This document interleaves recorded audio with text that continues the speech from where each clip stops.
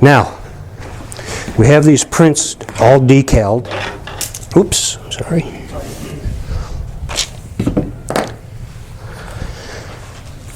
So we're going to take a board.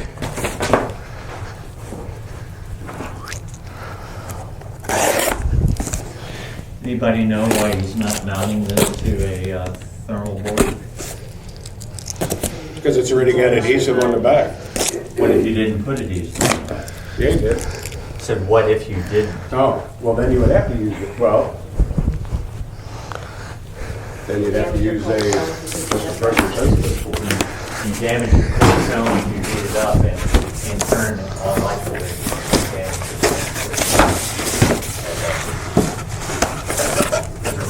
The reason you use pressure sensitive film printing.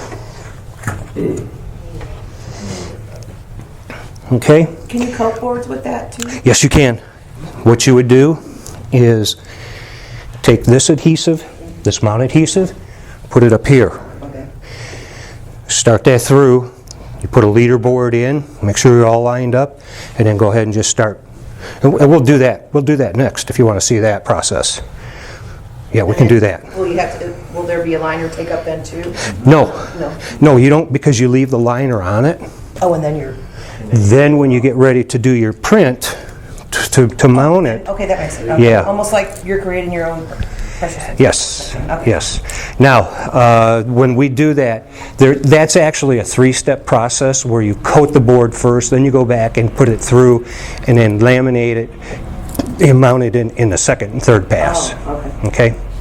So that's actually, it's a two-step process. And that's permanent adhesive, not semi-permanent. Right, this is permanent adhesive. Okay, so what we'll do at this point is we're going to unweb the machine. So I'll take my feed tray off, set that right off to the side for now. Take my mount adhesive, cut that. So we've got that out of the way. Then we'll take the top over laminate, and what I do is, because you don't always use the film up all at one time, so what I do is I cut my film, and you got to be very careful not to get to your rollers. So put that down.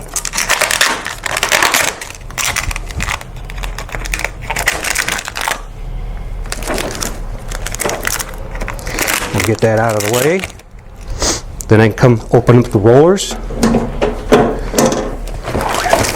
Pull that through.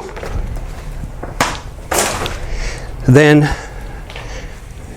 to make this easier, the next time you go to thread the machine up, I'll take this liner and I'll unroll several feet back onto my roll of film. And that way, when I get ready to rethread the machine, now I've got this nice big leader in there, and it makes it so much easier to get it started through the machine, and to also to tack the new to the old. So I'll take this like that, and come back here. I'll take this roll of film, wind that up, and I tape that so it doesn't just unravel on me.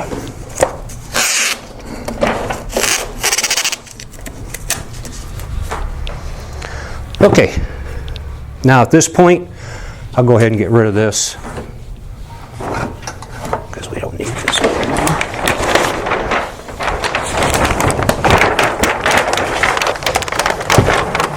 We'll set that right there. These up to hold that.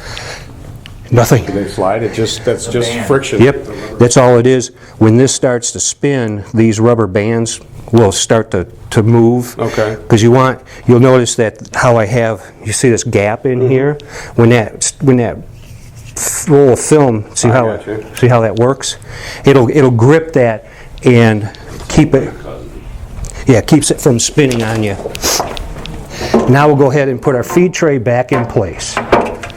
Just like that. Okay? We will take. I haven't either. We'll take our This is our mount board right here. We're going to take the print that we decaled, we're going to flip it over, and I'm going to peel back about 1 inch, 1 to 2 inches of the release liner that's on there, just like this. I will peel that back and fold it over, flip it, grab a hold of it, take this, bring that up to my board edge like this.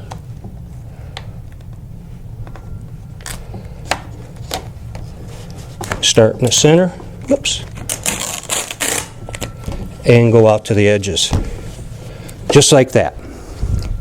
Then we're going to take the board, we'll go over to the machine. I want my foot pedal. Now this is a, was that 3/16? Yeah. Okay, so I'll set my gap over here on the shaft at 3/16 of an inch.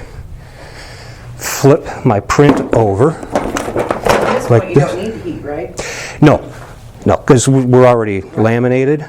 Would it help with the silvering if you were to? Yeah, right now it would, but you don't really need to, but it would help. Okay? Okay, so you still have your heat on, so you've got... Yeah, Okay. yeah, my heat is still on, and, whoops, let's go, No. yeah. Not at that temperature. Right. So I'll grab my release liner, start to pull that up a little bit. With my foot pedal, I'll start that in. And then as my print goes through the machine, I just want to keep a nice little separation there.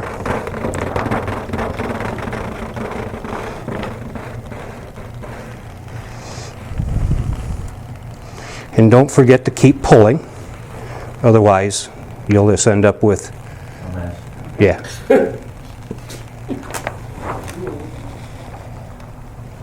And with this stuff, there is no do-over.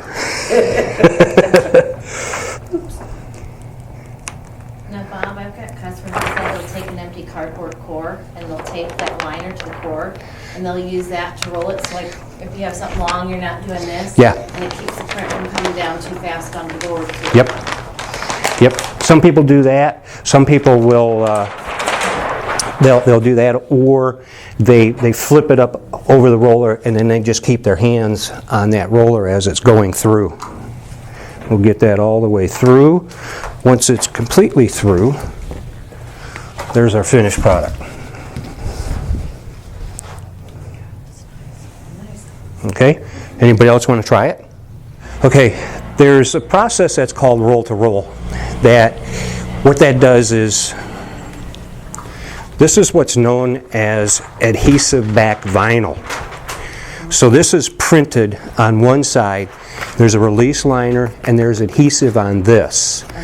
Then what they do is you put this on the bottom supply, you take your over laminate and you put that on the top, and then you run these together, you marry them together.